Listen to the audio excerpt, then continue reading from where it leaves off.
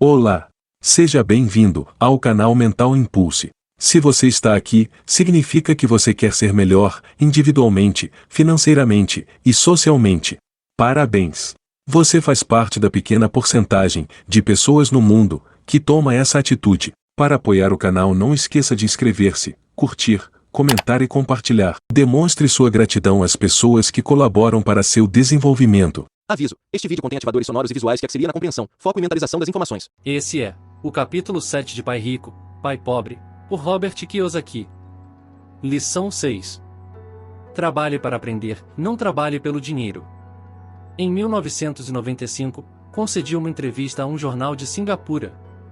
A jovem repórter chegou na hora e, imediatamente, começou a entrevista. Sentamos no hall de entrada de um hotel luxuoso, tomamos café e falamos do objetivo de minha visita à cidade. Eu devia dividir o palco com Zig Ziglar. Ele falaria de motivação e eu dos segredos dos ricos. Gostaria de ser, um dia, uma autora de best-sellers como o senhor, disse ela. Eu já lera alguns de seus artigos de jornal e ficará impressionado. Ela tinha um estilo forte e claro. Seus artigos atraíam o interesse do leitor. A senhora tem ótimo estilo, respondi. O que a impede de alcançar seu sonho? Parece que não consigo ir adiante, ela respondeu calmamente.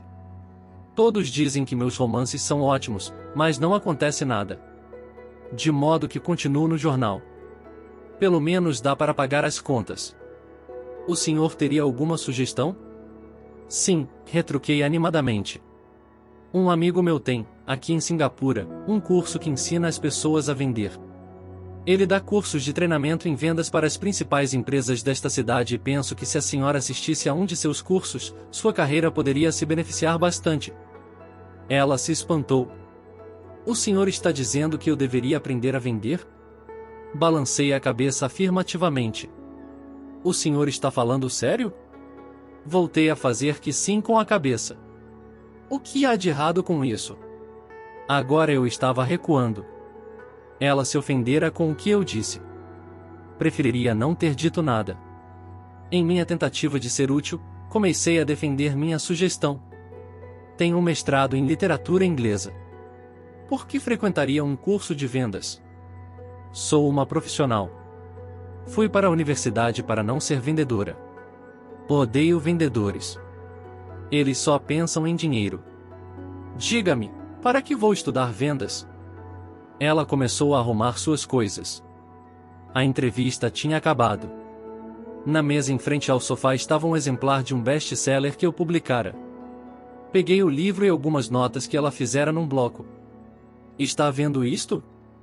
Disse eu apontando para suas anotações. Ela olhou para o bloco. O quê? Ela disse confusa. Novamente, apontei para suas anotações. No bloco ela escrevera Robert Kiyosaki, autor de best-sellers. Aqui fala autor de best-sellers, não diz melhor escritor. Seus olhos se arregalaram imediatamente. Sou um péssimo escritor. Você é uma grande escritora. Eu frequentei cursos de vendas. Você tem um mestrado. Junte as duas coisas e você terá uma autora de best-sellers e uma boa escritora. Seu olhar estava enfurecido. Nunca me rebaixarei tanto quanto chegar a aprender como vender. Pessoas como o senhor não têm nada que ficar escrevendo. Fui treinada profissionalmente para escrever e o senhor para vender. Não é justo. Guardou o resto de suas notas e disparou pelas amplas portas de vidro para a úmida manhã de Singapura. Pelo menos, na manhã seguinte, sua reportagem era equilibrada e favorável. O mundo está cheio de gente inteligente, talentosa, instruída e qualificada. Encontramos com elas todos os dias. Estão todas em volta de nós. Alguns dias atrás, meu carro estava com problemas. Entrei numa oficina e o jovem mecânico consertou em alguns minutos. Ele sabia o que estava errado apenas pelo barulho do motor. Fiquei impressionado. A triste verdade é que um grande talento não é suficiente. Sempre fico chocado ao perceber o pouco que ganham as pessoas talentosas. Ouvi outro dia que menos de 5% dos americanos ganham mais de $100 mil ao ano. Já encontrei gente muito instruída, brilhante, que ganha menos de $20 mil ao ano. Um consultor comercial especializado na área médica me dizia que muitos médicos, dentistas e quiropráticas têm dificuldades financeiras. Até então eu pensava que, quando eles se formassem, os dólares choveriam. Foi esse consultor que me disse, e eles estão uma habilidade atrás da grande riqueza. O que isso quer dizer é que muitas pessoas precisam apenas aprender e dominar uma habilidade a mais e sua renda aumentará exponencialmente. Já mencionei que a inteligência financeira é uma sinergia entre contabilidade, investimento, marketing e direito. Combine essas 4 habilidades técnicas e ganhar dinheiro. Com dinheiro, será mais fácil. Quando se fala de dinheiro, a única habilidade que a maioria das pessoas conhece é trabalhar mais. O exemplo clássico de sinergia de habilidades era essa jovem jornalista. Se ela aprendesse ativamente as habilidades de vendas e marketing, sua renda poderia aumentar de forma espetacular. Se eu fosse ela, faria alguns cursos de redação publicitária além de vendas. Então, em vez de trabalhar no jornal, eu procuraria um emprego em uma agência de publicidade. Mesmo se seu salário se reduzisse, ela aprenderia a comunicar-se sinteticamente como se faz com tanto sucesso na publicidade. Ela também aprenderia relações públicas, uma habilidade importante. Aprenderia a como obter milhões em publicidade gratuita. Então, à noite e nos fins de semana ela poderia escrever seu grande romance. E, quando este tivesse terminado, ela estaria mais apta a vender seu livro. E, assim, em pouco tempo, ela poderia ser autora de best-sellers. Quando publiquei meu primeiro livro, If You Want to Be Rich and Happy, Don't Go to School. Se você quer ser rico e feliz, não vá para a escola, um editor sugeriu que eu mudasse o título para a economia da educação. Falei que com um título como este eu só conseguiria vender 2 exemplares, um para minha família, o outro para meu melhor amigo. O problema é que eles esperariam ganhá-lo. O agressivo título foi escolhido porque eu sabia que assim obteria toneladas de publicidade. Sou favorável à educação e acredito em reforma educacional. De outra forma, por que continuaria eu a pressionar por mudanças em nosso sistema de ensino antiquado? Por isso, escolhi um título que me permitisse ir a mais apresentações de televisão e rádio, simplesmente por causa da controvérsia. Muitas pessoas pensaram que eu era louco, mas o livro vendeu muito bem.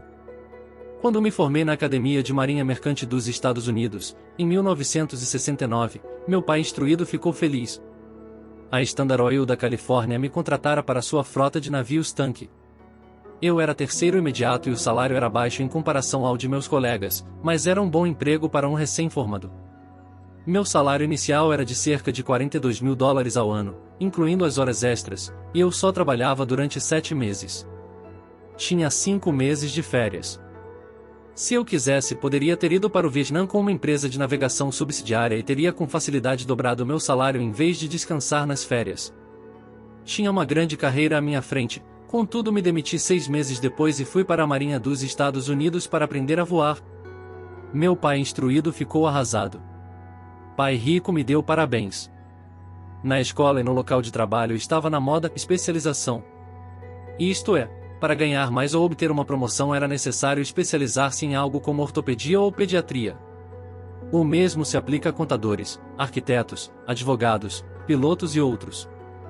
Meu pai instruído acreditava no mesmo dogma e ficou empolgado quando finalmente obteve um doutorado. Ele muitas vezes admitia que as escolas recompensam pessoas que estudam mais e mais a respeito de menos e menos. Pai rico me incentivava a fazer exatamente o oposto. Você precisa saber um pouco sobre várias coisas, era a sua sugestão. É por isso que durante anos trabalhei em diferentes áreas de suas empresas. Por um tempo, trabalhei no departamento de contabilidade. Embora eu provavelmente nunca chegasse a ser um contador, ele queria que eu aprendesse por osmose. Pai rico sabia que eu pegaria o jargão e o sentimento daquilo que é importante do que não é importante. Também trabalhei como ajudante de garçom e como operário na construção, bem como em vendas, reservas e marketing. Ele estava preparando o Mike e eu. Ele insistia em que nos sentássemos para assistir a seus encontros com diretores de banco, advogados, contadores e corretores. Queria que conhecêssemos um pouco sobre cada aspecto de seu império. Quando abandonei meu emprego bem pago na Standard Oil, meu pai instruído teve uma conversa séria comigo. Ele estava perturbado. Ele não podia entender minha decisão de largar uma carreira que oferecia salário alto, grandes benefícios, muito tempo de folga e oportunidades de promoção.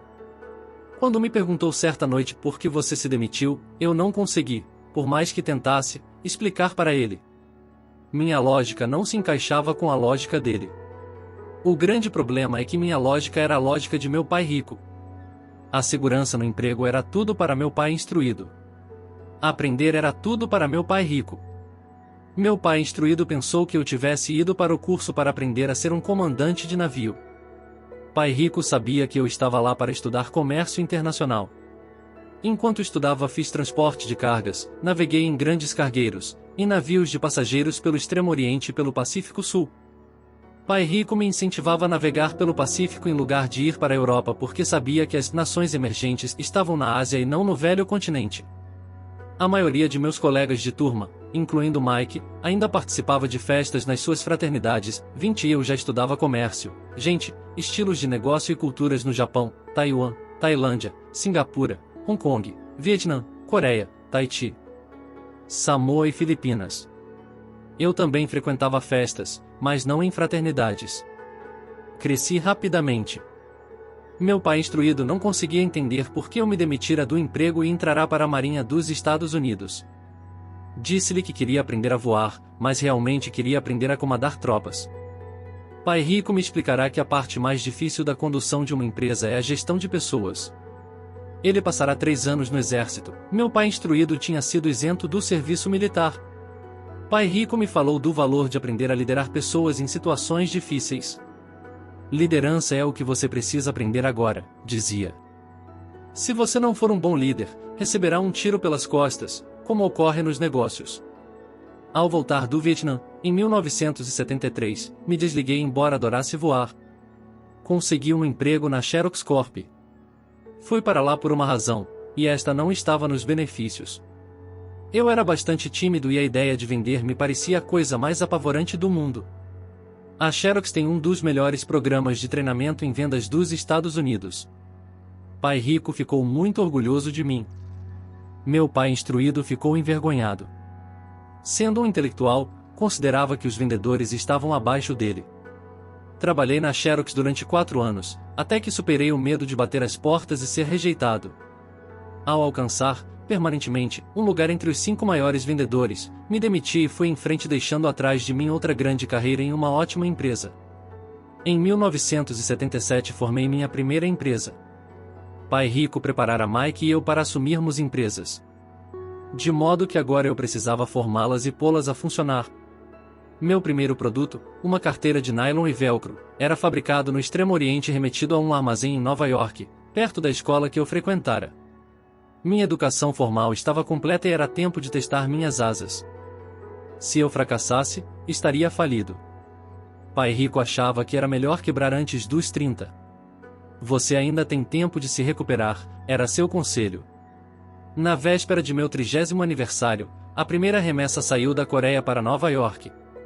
Hoje, ainda faço negócios internacionais. E conforme me incentivou Pai rico, procuro os países emergentes. Minha empresa de investimentos opera na América do Sul, Ásia, Noruega e Rússia. Há um velho dito segundo qual emprego é a sigla de quase quebrado. 21 e, infelizmente, eu diria que isso se aplica a milhões de pessoas. Como a escola não acha que inteligência financeira seja inteligência, a maioria dos trabalhadores vive dentro de suas posses. Trabalham e pagam as contas. Há outra terrível teoria da administração que diz que os empregados trabalham apenas o suficiente para não serem demitidos e os empregadores pagam apenas o suficiente para os trabalhadores não irem embora. E se você observa a escala salarial da maioria das empresas, diria que há uma certa verdade na afirmação. O resultado líquido é que, em geral, os trabalhadores não progridem. Eles fazem o que foram ensinados a fazer em conseguir um emprego seguro. A maioria dos empregados se concentra em salários e benefícios que os remuneram a curto prazo, mas que são frequentemente desastrosos a longo prazo. Já eu recomendo aos jovens que procurem emprego pelas oportunidades de aprendizado, mais do que pelo que possam receber. É preciso ver que habilidades se deseja adquirir antes de escolher uma profissão específica e antes de cair na corrida dos ratos. Uma vez aprisionadas num processo permanente de pagamento de contas, as pessoas se tornam como os pequenos hamsters que se movimentam em suas gaiolas. Suas pequenas pernas peludas correm agitadas, a roda gira furiosamente, mas dia vai, dia vem, elas ainda estão na mesma gaiola, em grande emprego. No filme Jerry Mire, com Tom Cruise, há grandes bordões. Talvez o mais memorável seja "Mostre-me o dinheiro". Mas há outra frase que me parece mais verdadeira. Aparece na cena em que Tom Cruise está saindo da empresa. Ele acaba de ser demitido e pergunta para toda a empresa: "Quem quer me acompanhar?" E todos permanecem silenciosos e petrificados. Apenas uma mulher se levanta e diz: "Eu gostaria, mas daqui a 3 meses serei promovida." A afirmação é provavelmente a mais verdadeira de todo o filme. É o tipo de frase que as pessoas usam para continuar trabalhando de forma a pagar suas contas. Sei que meu pai instruído esperava por seu aumento anual, e todo ano ficava desapontado. Então ele voltava a estudar para se tornar mais qualificado de modo a poder ganhar outro aumento, mas novamente sofria uma decepção. Frequentemente pergunto às pessoas: "Para onde essa atividade diária está levando você?" Como o pequeno hamster, duvido que as pessoas olhem para onde seu trabalho árduo as está levando. O que o futuro oferece? Cyril Brickfield, o antigo diretor executivo da Associação Americana de Aposentados, afirma que as aposentadorias privadas estão um caos. Em primeiro lugar, 50% da força de trabalho não contam atualmente com fundos de pensão. Apenas isso já deveria ser motivo de grande preocupação. E de 75% a 80% dos demais têm aposentadorias desprezíveis que pagam $55 ou $150 ou $300 por mês. Em seu livro The Retirement MYTH, O Mito da Aposentadoria, Craig S. Carpel escreve: "Visitei a sede de uma grande empresa nacional de consultoria especializada em aposentadorias e falei com uma diretora administrativa que planeja exuberantes planos para altos executivos. Quando lhe perguntei o que as pessoas comuns poderiam esperar receber como aposentadoria, ela disse com um sorriso confiante: a bala de prata." "O que é?" perguntei. "A bala de prata." Ela deu de ombros. Se os baby boomers 22 descobrem que não têm dinheiro suficiente para viver quando forem mais velhos, eles sempre podem dar um tiro nos miolos. Carpel continua explicando a diferença entre os antigos planos de benefícios definidos e os novos planos de contribuições programadas, que são mais arriscados. Não é um quadro animador para a maioria das pessoas que está trabalhando atualmente. E isso é só a aposentadoria. Quando se acrescentam despesas médicas e casas de repouso para idosos, o quadro se torna aterrador. Em seu livro de 1995, ela indica que as despesas hospitalares variam de $30.000 a $125.000 ao ano. Em uma casa de repouso para idosos, sem qualquer mordomia, a anuidade estava em torno de $88.000. Muitos hospitais em países onde a medicina é socializada já têm que tomar decisões dramáticas como: em quem permanecerá vivo e quem vai morrer? Eles tomam essas decisões com base no orçamento e na idade dos pacientes. Os cuidados médicos são destinados ao paciente mais jovem. O paciente mais velho fica para o fim da fila. Assim como os ricos podem se permitir uma educação, eles também podem se manter vivos enquanto aqueles com pouca fortuna morrem. Fico imaginando se há trabalhadores pensando no futuro ou se eles apenas se preocupam com o próximo contra-cheque sem questionar-se sobre o que virá mais adiante. Quando falo para adultos que querem ganhar mais dinheiro, sempre dou o mesmo conselho. Sugiro que pensem no longo prazo. Em lugar de trabalhar simplesmente pelo dinheiro e pela segurança, que são, admito, importantes, sugiro que procurem um segundo emprego onde possam aprender outra habilidade. Muitas vezes recomendo que se integrem a uma empresa de marketing de rede, também chamado de marketing multinível, se quiserem adquirir habilidades de venda. Algumas dessas empresas têm excelentes programas de treinamento que ajudam as pessoas a suportar o medo do fracasso e da rejeição, que são as principais razões pelas quais a maioria das pessoas não é bem-sucedida. A instrução vale mais do que o dinheiro, a longo prazo. Quando ofereço esta sugestão, ouço muitas vezes: isso é muito trabalhoso, ou só quero fazer o que me interessa. Quanto à primeira resposta, retruco: e então o senhor prefere passar a vida entregando 50% do que ganha ao governo?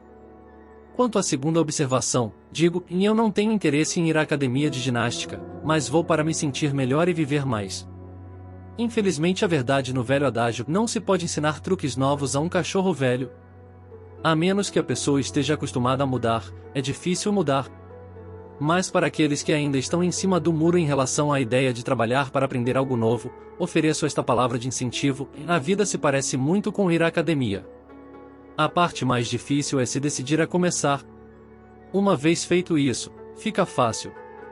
Em muitas ocasiões, ficava temeroso de ir para a academia, mas chegando lá, em movimento, era ótimo.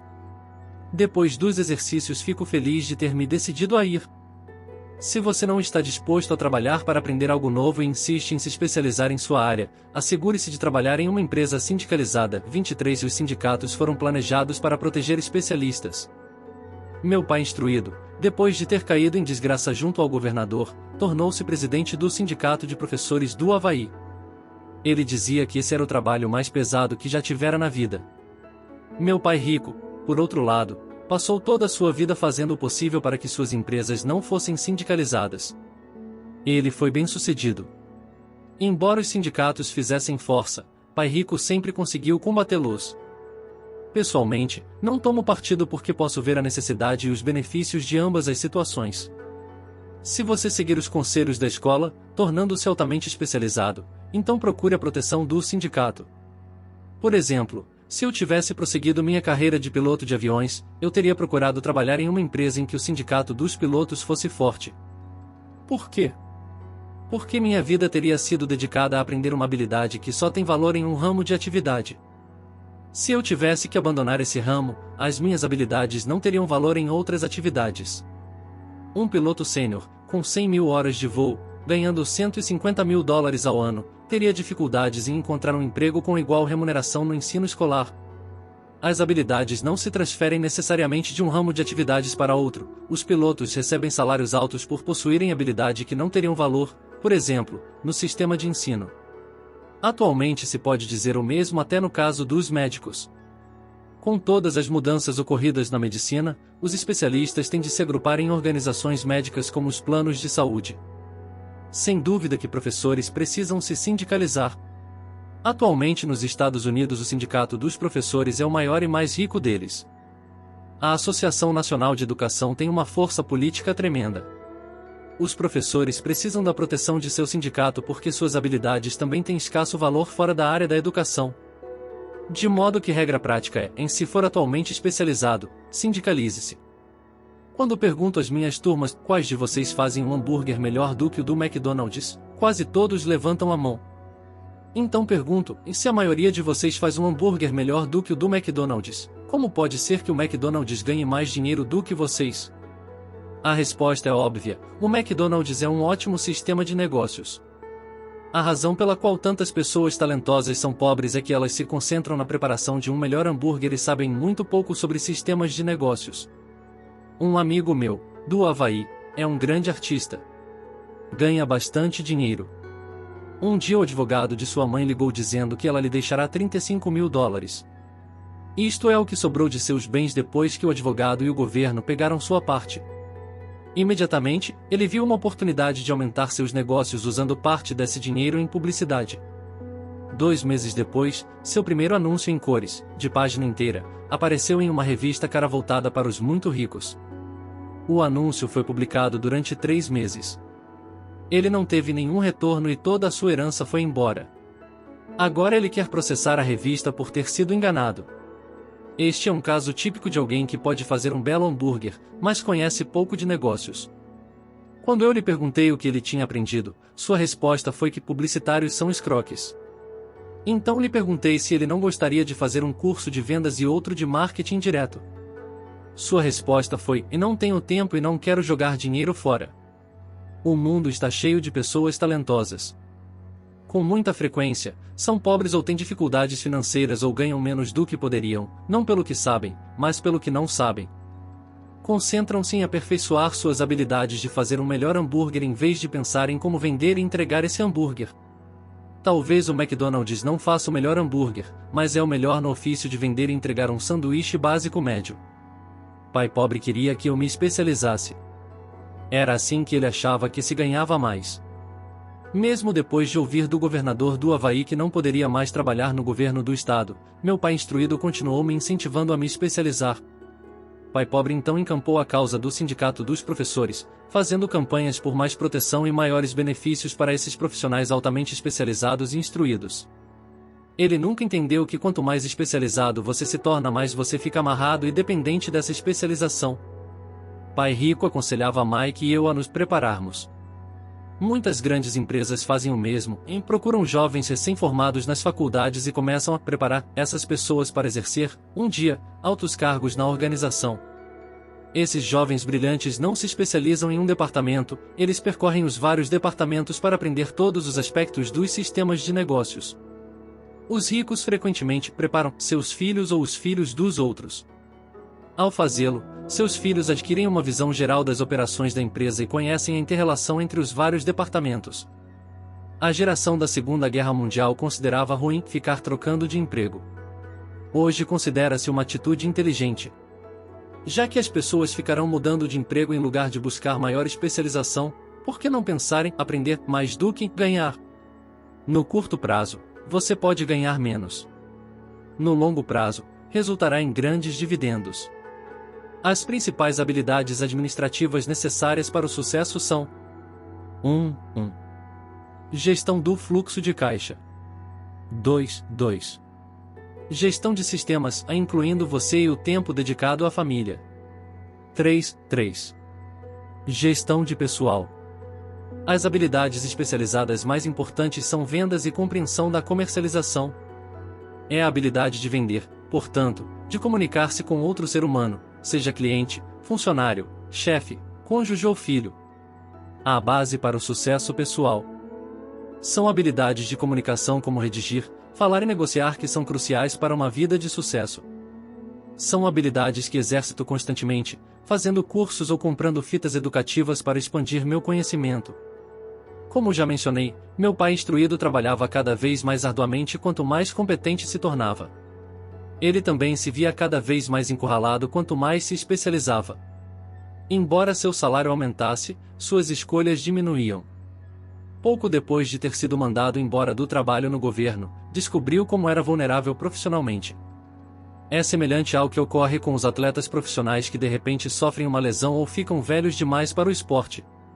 Sua posição bem remunerada é perdida e eles têm habilidades limitadas às quais recorrer.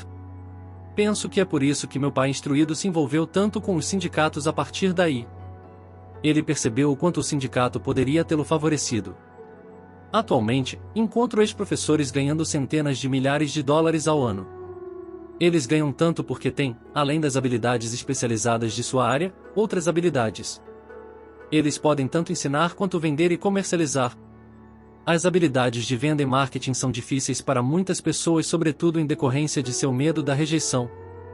Quanto melhor você se comunicar, negociar e lidar com esse medo da rejeição, tanto mais fácil será a vida. Da mesma maneira que aconselhei aquela jornalista que queria tornar-se autora de best-sellers, repito isso para todos: em ter uma especialização técnica tem seus pontos fortes e fracos. Tenho amigos que são gênios, mas não conseguem comunicar-se efetivamente. Em consequência, seus ganhos são lamentáveis. Eu os aconselho a passar um ano aprendendo a vender. Mesmo se não ganharem nada, sua capacidade de comunicação melhorará. E isso não tem preço. Além de sermos bons aprendizes e vendedores e de entendermos de marketing, devemos ser tanto bons professores quanto bons alunos. Para sermos verdadeiramente ricos, devemos ser capazes tanto de dar quanto de receber. Em casos de dificuldades financeiras, frequentemente, o que falta é dar e receber. Sei de muita gente que é pobre porque não é nem bom estudante nem bom mestre. Ambos os meus pais eram homens generosos. Ambos tinham como regra primeira ao dar. A educação era uma de suas formas de doação. Quanto mais davam, mais recebiam. Uma diferença evidente estava na doação de dinheiro. Meu pai rico doava altos montantes. Doava para a igreja, para instituições de caridade, para sua fundação. Ele sabia que para receber dinheiro, você deve dar dinheiro. A doação de dinheiro é o segredo da maioria das grandes famílias ricas. É por isso que existem instituições como a Fundação Rockefeller e a Fundação Ford. São organizações destinadas a tomar a própria riqueza e aumentá-la, bem como a distribuí-la perpetuamente.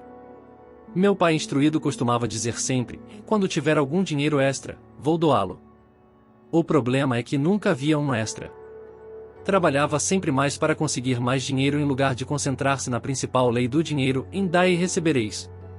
Ele acreditava no contrário, em recebe e darás. Concluindo, tornei-me ambos os pais. Uma parte de mim é um capitalista convicto que adora o jogo do dinheiro fazendo dinheiro.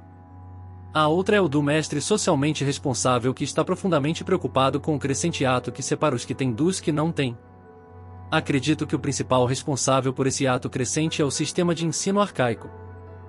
Para a continuação do livro, acesse o próximo vídeo, na playlist Pai Rico, Pai Pobre, Robert Kiyosaki. Para apoiar o canal, não esqueça de inscrever-se, curtir, comentar e compartilhar. Demonstre sua gratidão às pessoas que colaboram para seu desenvolvimento.